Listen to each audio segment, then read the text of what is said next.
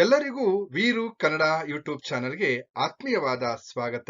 ನಾನು ನಿಮ್ಮ ವೀರು ಕನ್ನಡ ಸರ್. ಇನ್ನೂ ಕೂಡ ನನ್ನ ಚಾನೆಲ್ ಅನ್ನ ಸಬ್ಸ್ಕ್ರೈಬ್ ಮಾಡ್ಕೊಂಡಿಲ್ಲ ಅಂದ್ರೆ ಸಬ್ಸ್ಕ್ರೈಬ್ ಮಾಡ್ಕೊಳ್ಳಿ. ಹಾಗೆ ನಿಮ್ ಸ್ನೇಹಿತರಿಗೂ ಕೂಡ ತಿಳಿಸಿ ಅಂತ ಹೇಳ್ತಾ, ಇವತ್ತಿನ ತರಗತಿಯಲ್ಲಿ ನಾನು ಒಂದು ಲಲಿತ ಪ್ರಬಂಧದ ಬಗ್ಗೆ ಚರ್ಚೆಯನ್ನ ಮಾಡ್ತಾ ಇದ್ದೀನಿ. ಒಂದು ಅನುಭವದ ಎರಡು ಮುಖಗಳು ಅನ್ನುವಂತಹ ಒಂದು ಲಲಿತ ಪ್ರಬಂಧ. ಈ ಪ್ರಬಂಧವನ್ನ ಬರೆದಿರ್ತಕ್ಕಂಥವ್ರು ಎಚ್.ಕೆ. ರಂಗನಾಥ್ ಅವರು.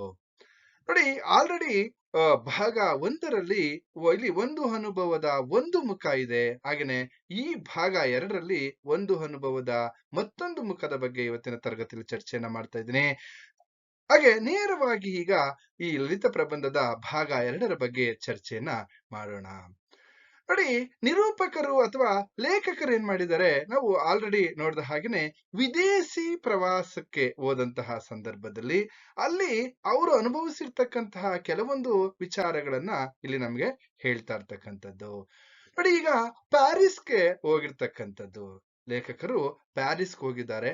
ಆ ಪ್ಯಾರಿಸ್ ಅಲ್ಲಿ ಅಂದ್ರೆ ಕೆಲವೊಂದು ಈ ನಿಶ್ಚಿತ ಕಾರ್ಯಕ್ರಮಗಳು, ಕೆಲವೊಂದು ಕಾರ್ಯಕ್ರಮಗಳು, ಇವರು ರಂಗಭೂಮಿಯಲ್ಲಿ ಕೆಲಸ ಮಾಡ್ತಾ ಇರೋದ್ರಿಂದ ಕೆಲವೊಂದು ಕಾರ್ಯಕ್ರಮಗಳಲ್ಲಿ ಪ್ಯಾರಿಸ್ ವಿಶ್ವವಿದ್ಯಾನಿಲಯದವರು ಇವ್ರನ್ನ ಕರ್ಸ್ಕೊಂಡಿರ್ತಾರೆ. ಆ ಸಂದರ್ಭದಲ್ಲಿ ಇವರು ಪ್ಯಾರಿಸ್ಗೆ ಹೋಗಿರ್ತಕ್ಕಂಥದ್ದು. ಪ್ಯಾರಿಸ್ಗೆ ಹೋಗಿ ಅಲ್ಲಿ ಟ್ರಯಾನಾನ್ ಪ್ಯಾಲೇಸ್ ಹೋಟೆಲ್ ನಲ್ಲಿ ತಂಗಿರ್ತಾರೆ. ಅಂದ್ರೆ ಅಲ್ಲಿ ವಿಶ್ರಾಂತಿಯನ್ನ ಪಡ್ಕೊಳ್ತಾ ಇರ್ತಾರೆ, ಆ ಹೋಟೆಲ್ ಅಲ್ಲಿ ಇರ್ತಾರೆ. ಅದ್ರ ಪಕ್ಕದಲ್ಲೇನೆ ಇಲ್ಲಿ ವಿಶ್ವವಿಖ್ಯಾತವಾಗಿರ್ತಕ್ಕಂತಹ ಅಥವಾ ಜಗತ್ ವಿಖ್ಯಾತವಾಗಿರ್ತಕ್ಕಂತಹ ಲಂಗ್ಸಮ್ ಬಾರ್ಗ್ ಅನ್ನುವಂತಹ ಒಂದು ಉದ್ಯಾನವನ ಕೂಡ ಇರುತ್ತೆ. ಈಗ ಅದರ ಎದುರಿಗೆ ಪ್ಯಾರಿಸ್ ವಿಶ್ವವಿದ್ಯಾನಿಲಯ ಅಲ್ಲಿ ಪ್ರತಿ ದಿವಸವೂ ನಿಶ್ಚಿತ ಕಾರ್ಯಕ್ರಮಗಳಿಗೆ ಆ ಪ್ಯಾರಿಸ್ ಒಂದು ಸರ್ಕಾರ ಏನ್ ಮಾಡುತ್ತಪ್ಪ ಅಂತಂದ್ರೆ, ಇವ್ರಿಗೆ ಹೋಗೋದಕ್ಕೆ ಬರೋದಕ್ಕೆ ಎಲ್ಲೂ ಟ್ಯಾಕ್ಸಿ ವ್ಯವಸ್ಥೆ ಮಾಡಿರುತ್ತೆ. ಹಾಗೇನೆ ಅಲ್ಲಿ ಟ್ಯಾಕ್ಸಿ ಆಪರೇಟರ್ ಇವರೆಲ್ಲರೂ ಕೂಡ ಇವ್ರಿಗೆ ಆ ಸಹಕರಿಸ್ತಾ ಇರ್ತಾರೆ. ಹೋಗೋದು ಬರೋದು, ತಮ್ಮ ಕಾರ್ಯಕ್ರಮವನ್ನ ಮುಗಿಸ್ತಕ್ಕಂಥ ಕೆಲಸವನ್ನೆಲ್ಲ ಮಾಡ್ತಾ ಇರ್ತಾರೆ. ಅಲ್ಲಿಗೆ ಹೋಗಿದ್ ಬರೋದಕ್ಕೆ ಏನಪ್ಪಾ ಅಂತಂದ್ರೆ, ಆ ಹೋಟೆಲ್ಗೂ ಕಾರ್ಯಕ್ರಮ ಇರ್ತಕ್ಕಂತಹ ಜಾಗಕ್ಕೂ ಸುಮಾರು ಒಂದು 4-5 ಪ್ರಾಂಕ್ಗಳು ಆಗ್ತವೆ. ಇಲ್ಲಿ ಪ್ರಾಂಕ್ ಅಂತ ಅಂದ್ರೆ ಈ ಫ್ರೆಂಚ್ ನ ನಾಣ್ಯ ಅಂತಕ್ಕಂಥದ್ದು. ನಮ್ಮಲ್ಲಿ ರುಪಿ ಅಂತ ಕರಿತೀವಿ, ಅಮೆರಿಕಾದಲ್ಲಿ ಡಾಲರ್ ಅಂತ ಕರಿತೀವಿ. ಹಾಗೇನೆ ಪ್ಯಾರಿಸ್ ನಲ್ಲಿ ಫ್ರಾಂಕ್ ಅಂತ ಕರೀತಾರೆ ನಾಣ್ಯಕ್ಕೆ. ಸರಿ, ಇಷ್ಟೆಲ್ಲ ಆಯ್ತು, ಹೀಗೆ ಓಡಾಡ್ತಾರೆ. ಒಂದ್ ದಿವಸ ಇದ್ದಕ್ಕಿದ್ದ ಹಾಗೇನೆ ನಿರೂಪಕರು ಆ ಯುನೆಸ್ಕೋ ಲೈಬ್ರರಿಗೆ ಹೋಗ್ಬೇಕು. ಎಲ್ಲ ಕೆಲಸ ಮುಗ್ದಿತ್ತು.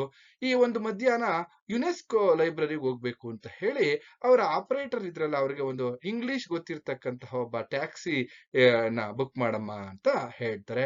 ಸರಿ ಅಂತ ಹೇಳಿ ಆ ಹೋಟೆಲ್ನವ್ರು ಏನ್ ಮಾಡ್ತಾರಪ್ಪ ಅಂತಂದ್ರೆ, ಆ ಟ್ಯಾಕ್ಸಿಯನ್ನ ಬುಕ್ ಮಾಡ್ತಾರೆ. ಬುಕ್ ಮಾಡಿದಂತಹ ಸಂದರ್ಭದಲ್ಲಿ ಸರಿ, ಇವರು ಅಲ್ಲಿ ಲೌಂಜಿನಲ್ಲಿ ಕಾಯುತ್ತಾ, ಅಂದ್ರೆ ಹೊರಗಡೆ ಕಾಯ್ತಾ ಕುಳಿತುಕೊಂಡಿರ್ತಾರೆ. ಆ ಟ್ಯಾಕ್ಸಿ ಅಲ್ಲಿ ಸುಮಾರು ಒಂದು 10 ನಿಮಿಷಕ್ಕೆ ಆ ಟ್ಯಾಕ್ಸಿ ಬರುತ್ತೆ. ಬಂದಂತ ಸಂದರ್ಭದಲ್ಲಿ ಆ ಹೊರಗಡೆ ಆ ಕಿಟಿಕಿಯನ್ನ ತೆಗೆದು ನೋಡ್ತಾರೆ. ಅಲ್ಲಿ ಒಬ್ಳು ಕಾರಿನ ಚಾಲಕಿ ಏನ್ ಮಾಡ್ತಾ ಇದ್ದಾಳೆ, ಆ ಕಡೆಯಿಂದ ಈ ಕಡೆಗೆ ಅಲ್ಲಿ ಓಡಾಡ್ತಾ ಇದ್ದಾಳೆ. ಹಾಗೆ ಕಣ್ಣಿನಿಂದಲೇ ಸುತ್ತಲೂ ಹುಡುಕುತ್ತಾ ಎಲ್ಲಿದ್ದಾರೆ ಅಂತ ಅವಳೇನ್ ಮಾಡ್ತಾ ಇದ್ದಾಳೆ, ಈ ಕಸ್ಟಮರ್ ಎಲ್ಲಿದ್ದಾರೆ ಅನ್ಬಿಟ್ಟು ಅವಳು ಹುಡುಕ್ತಾ ಇದ್ದಾಳೆ. ಆದ್ರೆ ಆ ಟ್ಯಾಕ್ಸಿಯ ಚಾಲಕಿ ಎಷ್ಟು ಸೌಂದರ್ಯವತಿ ಆಗಿದ್ಲು ಅಂತ ನೋಡೋದಾದ್ರೆ, ಇಲ್ಲಿ ನಿಮ್ಗೊಂದು ಪ್ರಶ್ನೆ ಕೇಳ್ತಾರೆ. ಕಾರಿನ ಅಥವಾ ಟ್ಯಾಕ್ಸಿ ಚಾಲಕಿಯ ಸೌಂದರ್ಯವನ್ನ ಕುರಿತು ಲೇಖಕರ ಅಭಿಪ್ರಾಯ ಏನು? ಹಾಗಾದ್ರೆ ಆ ಟ್ಯಾಕ್ಸಿ ಚಾಲಕಿ ತುಂಬಾ ಸೌಂದರ್ಯವತಿಯಾಗಿದ್ಲಾ ಅಂತ ನೋಡೋದಾದ್ರೆ, ನೋಡಿ, ನಿರೂಪಕರ ಅಲ್ಲಿ ಹೇಳ್ತಾ ಇರ್ತಕ್ಕಂಥದ್ದು ಅವರ ಅಭಿಪ್ರಾಯವನ್ನ ಇಲ್ಲಿ ಕವಿ ಹೇಳ್ತಾ ಇದ್ದಾರೆ. ಅವರು ನೋಡ್ತಾ ಇದ್ದಾರೆ, ದೂರದಿಂದಲೇ ನೋಡ್ತಾ ಇರ್ತಕ್ಕಂಥ ಸಂದರ್ಭದಲ್ಲಿ ಇಲ್ಲಿ ಹರೆಯದ ಆಕೆ ಸೌಂದರ್ಯವನ್ನ ಅಲ್ಲಿ ಎಲ್ಲ ಒಂದ್ ಕಡೆ ತನ್ನನ್ನ ಬೆರಗುಗೊಳಿಸಿತ್ತು. ನಿರೂಪಕರನ್ನ ಏನ್ ಮಾಡ್ತಪ್ಪ ಅಂದ್ರೆ, ಅವಳ ಸೌಂದರ್ಯ ಬೆರಗುಗೊಳಿಸ್ತು. ಅಷ್ಟರ ಮಟ್ಟಿಗೆ ಇಲ್ಲಿ ಒಂದ್ ಕಡೆ ತಿದ್ದಿ ತೀಡಿದ ಬೊಂಬೆಯಂತೆ ಇದ್ದಾಳೆ. ಕಡೇ ಪಕ್ಷ ನಮ್ಮ ರಂಬೆ, ಊರ್ವಶಿ, ತಿಲೋತ್ತಮೆಯರ ಸೌಂದರ್ಯ ಬೆಡಗು ಭಿನ್ನಾಣಗಳೆಲ್ಲವೂ ಕಡೆದು ಮಾಡಿರ್ತಕ್ಕಂತಹ ಈಕೆಯ ಬೆಡಗು. ಅಂದ್ರೆ ರಂಬೆ, ಊರ್ವಶಿ, ಮೇನಕೆಯ ತರ ತಿಲೋತ್ತಮೆಯರ ತರ ಇದ್ದಾಳೆ. ಅಂದ್ರೆ ಒಂದ್ ರೀತಿ ದೇವಲೋಕದ ಅಪ್ಸರೆ ಇದ್ದಾಗಿದ್ದಾಳೆ ಈ ಟ್ಯಾಕ್ಸಿ ಚಾಲಕಿಂತ ನಿರೂಪಕರು ತಮ್ಮ ಅಭಿಪ್ರಾಯವನ್ನ ಹೇಳ್ತಾ, ಈ ಬೆಡಗಿ ಅರಮನೆಯಲ್ಲಿರಬೇಕಾದವಳು ಯಾಕೆ ಈ ಪ್ಯಾರಿಸ್ ಬೀದಿಗಳಲ್ಲಿ ಟ್ಯಾಕ್ಸಿಯನ್ನ ಓಡಿಸುತ್ತಿದ್ದಾಳೆ ಅಂತ ತಮಗ್ ತಾವೇ ಪ್ರಶ್ನೆಯನ್ನ ಮಾಡ್ಕೊಳ್ತಕ್ಕಂಥದ್ದನ್ನ ನಾವಿಲ್ಲಿ ಗಮನಿಸ್ತಾ ಹೋಗ್ಬೋದು. ಹಾಗೇನೆ ಸರಿ ಬಂದ್ರು ಟ್ಯಾಕ್ಸಿ ಹತ್ರ ಬಂದಾದ್ಮೇಲೆ ನಿಮ್ಮ ಅವ್ರೇನ್ ಮಾಡ್ತಿದ್ರು ಅಲ್ಲಿ ಟ್ಯಾಕ್ಸಿ ಆಪರೇಟರ್ ಹೇಳಿದ್ರು ಟ್ಯಾಕ್ಸಿ ರೆಡಿ ಇದೆ ಅಂತ ಆಯ್ತು ಅಂತ ಹೇಳಿ ಬರ್ತಾರೆ. ಆ ಟ್ಯಾಕ್ಸಿ ಹತ್ರ ಬಂದಂತ ಸಂದರ್ಭದಲ್ಲಿ ಆ ಮೋಹಕ ಬೆಡಗಿ ಮೋಹಕ ನಗುವನ್ನ ಟ್ಯಾಕ್ಸಿ ಚಾಲಕಿ ಏನ್ ಮಾಡ್ತಾ ಇದ್ದಾಳೆ, ಮೋಹಕ ನಗುವನ್ನ ಮುಗುಳ್ ನಗುವನ್ನ ಬೀರ್ತಾ ಪ್ಯಾರಿಸ್‌ಗೆ ಸ್ವಾಗತ ಅಂತ ಹೇಳಿ ವೆಲ್ಕಮ್ ಮಾಡ್ತಾಳೆ. ವೆಲ್ಕಮ್ ಮಾಡಿ ಬನ್ನಿ ಕುಳಿತುಕೊಳ್ಳಿ ಅಂತ ಹೇಳಿದಾಗ, ಯಾಕೆ ನೀವು ಒಬ್ಬರೇ ಇದ್ದೀರಲ್ವಾ, ಹಾಗಾದ್ರೆ ಮುಂದೆ ಬಂದು ಕುತ್ಕೋಬಹುದು. ಯಾಕೆಂದ್ರೆ ನನಗೆ ಇಂಡಿಯಾ ಅಂತ ಅಂದ್ರೆ ತುಂಬಾ ಪ್ರೀತಿ. ಇಲ್ಲಿ ಭಾರತದ ಮೇಲೆ ಎಲ್ಲಿಲ್ಲದಂತಹ ಪ್ರೀತಿ, ನನಗೆ ಸಂತೋಷ ಅಂತ ಟ್ಯಾಕ್ಸಿ ಚಾಲಕಿ ನಿರೂಪಕರಿಗೆ ಹೇಳ್ತಾ ಇದ್ದಾರೆ. ಇಲ್ಲಿ ಇನ್ನೊಂದು ಪ್ರಶ್ನೆ ನಿಮ್ಗೆ ಕೇಳ್ತಾರೆ. ಟ್ಯಾಕ್ಸಿ ಚಾಲಕಿ ಮತ್ತು ನಿರೂಪಕರ ನಡುವಿನ ಸಂಭಾಷಣೆಯನ್ನ ಕುರಿತು ಬರೆಯಿರಿ. ಇವರಿಬ್ರು ಏನ್ ಕಾನ್ವರ್ಜೇಷನ್ ಮಾಡ್ತಾ ಇದ್ರು, ಏನ್ ಕಮ್ಯುನಿಕೇಶನ್ ಮಾಡ್ತಾ ಇದ್ರು ಅನ್ನೋದನ್ನ ನಾವು ನೋಡೋಣ. ಸರಿ, ಅವಳು ಇಂಡಿಯಾ ಅಂದ್ರೆ ನಂಗೆ ತುಂಬಾ ಇಷ್ಟ ಅಂತ ಹೇಳ್ತಕ್ಕಂಥದ್ದು. ಇದೆಲ್ಲ ಆದಾಗ ಆದ್ರೂ ನಿರೂಪಕರು ಜಾಗರೂಕತೆಯಿಂದ ಏನ್ ಮಾಡ್ತಾ ಇದ್ರಪ್ಪ ಅಂದ್ರೆ ಕಾರಿನ ಮೀಟರ್ ಅನ್ನೇ ನೋಡ್ತಾ ಇದ್ರು. ಆಗ 16 ಪ್ರಾಂಕ್ ತೋರಿಸ್ತಾ ಇತ್ತು.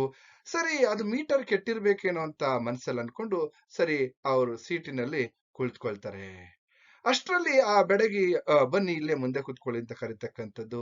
ಹಾಗೇನೆ ಅವಳು ಕೇಳ್ತಾಳೆ, ಎಲ್ಲಿಗೆ ಅಂದಾಗ ಯುನೆಸ್ಕೋ ಲೈಬ್ರರಿಗೆ ಹೋಗ್ಬೇಕು, ನಾನು ರಂಗಭೂಮಿಗೆ ಸಂಬಂಧಪಟ್ಟವನು, ನಾನು ಇಲ್ಲಿ ಯುನೆಸ್ಕೋ ಲೈಬ್ರರಿಗೆ ಹೋಗ್ಬೇಕು ಅಂತ ನಿರೂಪಕರು ಟ್ಯಾಕ್ಸಿ ಚಾಲಕಿಗೆ ಹೇಳ್ತಾರೆ.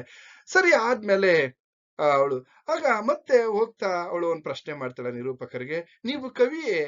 ಅಲ್ಲ, ದೇವರ ದಯದಿಂದ ನಾನು ಕವಿಯಲ್ಲ. ಮತ್ತೆ ಚಾಲಕಿ ಮಾತನಾಡ್ತಾ, ಹೌದಾ, ಹಾಗಾದ್ರೆ ಅವಳು ನೀವು ನಿಜವಾಗಿಯೂ ನೀವು ಏನಾದರೂ ಕವಿತೆಯನ್ನೋ ಅಥವಾ ಕಾದಂಬರಿಯನ್ನೋ ಬರ್ದಿದ್ದೀರಾ ಅಂತ ಕೇಳ್ತಕ್ಕಂಥದ್ದು. ಇಲ್ಲ ಅಂತ ಹೇಳಿದಾಗ, ಇಲ್ಲ ನಿಜ, ನೀವು ನನಗೆ ಗೊತ್ತಿದೆ, ನೀವು ಬರ್ದೇ ಬರಿತೀರಾ, ಯಾಕೆಂದ್ರೆ ನಿಮ್ಮನ್ನ ನೋಡಿದ್ರೆ ಗೊತ್ತಾಗುತ್ತೆ ಅಂತ ಹೇಳಿ ಮೋಹಕವಾಗಿ ನಕ್ಕು ನಿರೂಪಕರ ಈ ಮೇಲುಗೈಯ ಮೇಲೆ ತನ್ನ ಬೆರಳುಗಳಿಂದ ಬಡಿತಾಳೆ. ನಮಗ್ ಗೊತ್ತು, ಯಾಕೆಂದ್ರೆ ನಿರೂಪಕರ ಪಕ್ಕದಲ್ಲೇ ಕುತ್ಕೊಂಡಿರ್ತಾರೆ. ಆಗ ಫ್ರಂಟ್ ಸೀಟಲ್ಲಿ ಕುತ್ಕೊಂಡಿದ್ದಾಗ ಅವಳು ತನ್ನ ಕೈ ಬೆರಳುಗಳಿಂದ ಬಡಿತಾರೆ, ನೀವು ಬರೀತೀರಾ ಅಂತ. ಸರಿ, ಖಂಡಿತವಾಗಿಯೂ ಚೆನ್ನಾಗಿ ಬರೀತೀರಿ, ಆದ್ರೆ ನಮ್ಮ ಇತ್ತೀಚಿನ ಈ ಫ್ರೆಂಚ್ ಸಾಹಿತಿಗಳೆಲ್ಲ ಇಲ್ಲಿ ಸಾಹಿತಿಗಳ ರೀತಿಯಲ್ಲಿ ನೀವು ಬರಿಬಾರ್ದು. ಯಾಕೆಂತಂದ್ರೆ ಆಗ ನಿರೂಪಕರು ಪ್ರಶ್ನೆ ಮಾಡ್ತಾರೆ, ಯಾಕೆ ಫ್ರೆಂಚ್ನ ಸಾಹಿತಿಗಳು ಈ ಕಾದಂಬರಿಗಳನ್ನ ಚೆನ್ನಾಗಿ ಬರೆಯೋದಿಲ್ವಾ? ಇಲ್ಲ, ಆ ಟ್ಯಾಕ್ಸಿ ಚಾಲಕಿ ಏನ್ ಹೇಳ್ತಾಳೆ ಅಂದ್ರೆ, ಅಯ್ಯೋ ಅವು ನಿದ್ದೆಯ ಗುಳಿಗೆಗಳು, ಅಂದ್ರೆ ನಿದ್ರೆ ಮಾತ್ರೆ. ಅಂದ್ರೆ ನಾನೊಂದು ಕಾದಂಬರಿಯನ್ನ ತೆಗೆದುಕೊಂಡೆ, ಆ ಕಾದಂಬರಿಯನ್ನ ಓದಕ್ ಕುತ್ಕೊಂಡ್ರೆ ನಿದ್ದೆ ಬಂದ್ಬಿಡ್ತು. ಇವು ನಮ್ಮ ಫ್ರೆಂಚ್ ಕಾದಂಬರಿಗಳು ಒಂದ್ ರೀತಿಯಲ್ಲಿ ನಿದ್ದೆಯ ಗುಳಿಗೆ ಇದ್ದ ಹಾಗೆ, ನಿದ್ದೆ ಮಾತ್ರೆ ಇದ್ದ ಹಾಗೆ. ಆಗ ನಿರೂಪಕರ್ ಸರೋಯ್ತು. ಹೌದಾ, ಹಾಗಾದ್ರೆ ನಿದ್ದೆ ಮಾಡ್ಬೇಕು ಅಂತ ಅಂದ್ರೆ ಒಂದ್ 2-3 ಪುಟ ಓದ್ಬಿಟ್ರೆ ಸಾಕು, ಆ ನಿದ್ದೆ ಬರ್ಲಿಲ್ಲ ಅಂತ ಟೈಮಲ್ಲಿ ಈ ಕಾದಂಬರಿಗಳನ್ನ ಓದಿದ್ರೆ ನಿದ್ದೆ ಬಂದ್ಬಿಡುತ್ತಲ್ವಾ ಅಂತ ಹೀಗೆ ಹರಟೆ ಹೊಡೆಯುತ್ತಾ ಇಲ್ಲಿ ಟ್ಯಾಕ್ಸಿ ಚಾಲಕಿ ಮತ್ತೆ ನಿರೂಪಕರು ಪ್ರಯಾಣವನ್ನ ಮಾಡ್ತಾ ಇದ್ರೆ.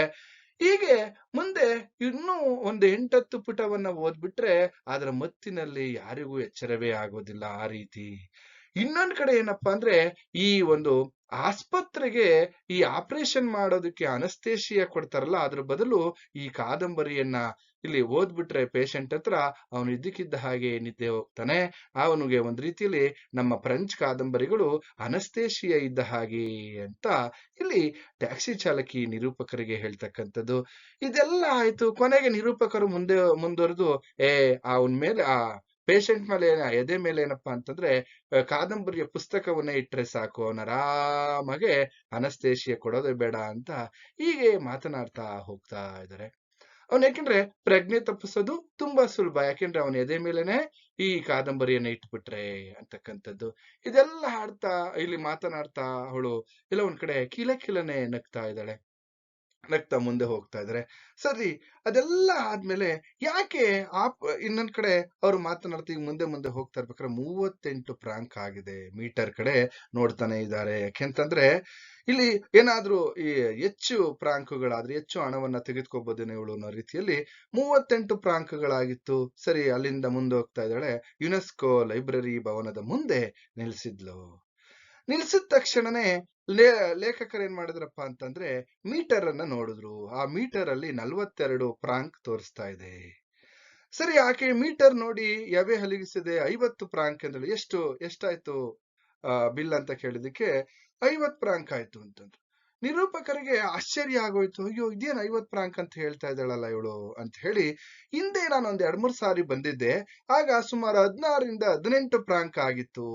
ಈಗ ನೋಡಿದ್ರೆ ಇನ್ನು 50 ಫ್ರಾಂಕ್ ಅಂತ ಹೇಳ್ತಾ ಇದೀಯಲ್ಲ ಅಂತ ಅವಳನ್ನ ಪ್ರಶ್ನೆ ಮಾಡಿದಾಗ, ಅವಳು ಯಾವ ರೀತಿ ಆ ಹಣವನ್ನ 50 ಫ್ರಾಂಕ್ ಅನ್ನ ಡಿವೈಡ್ ಮಾಡಿದಾಳೆ ಅಂತಂದ್ರೆ, ಬಾಡಿಗೆ 18 ಫ್ರಾಂಕು, ಆಕೆಯ ಬೆಡಗಿಗೆ 18, ಅವಳು ಸೌಂದರ್ಯಕ್ಕೂ ಕೂಡ ಚಾರ್ಜ್ ಮಾಡಿದಾಳೆ.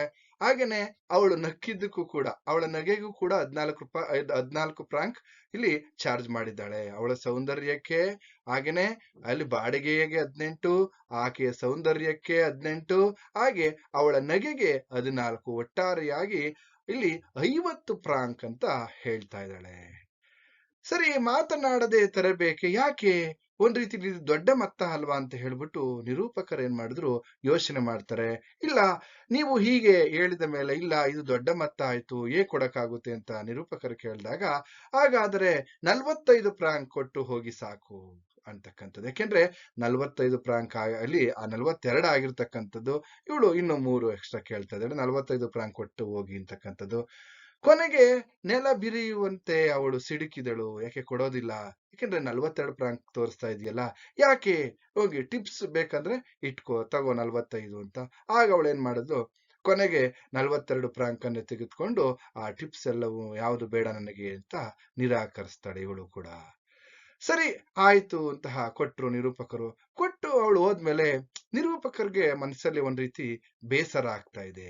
ಯಾಕೆ? ಅಯ್ಯೋ, ನಾನು ಇಲ್ಲಿ ಎಲ್ಲೋ ಒಂದ್ ಕಡೆ ನನ್ನನ್ನ ಅವಳು ಎಷ್ಟು ನಗಿಸಿದ್ಲು, ಇನ್ 8 ಫ್ರಾಂಕ್ಗೋಸ್ಕರ ನಾನು ಅವಳ ಅವಳ ನಗೆಯನ್ನೆಲ್ಲ ಹೊಗೆ ಮಾಡ್ಬಿಟ್ನಲ್ಲ ಅಂತ ನಿರೂಪಕರಿಗೆ ಬೇಸರ ಆಗುತ್ತೆ.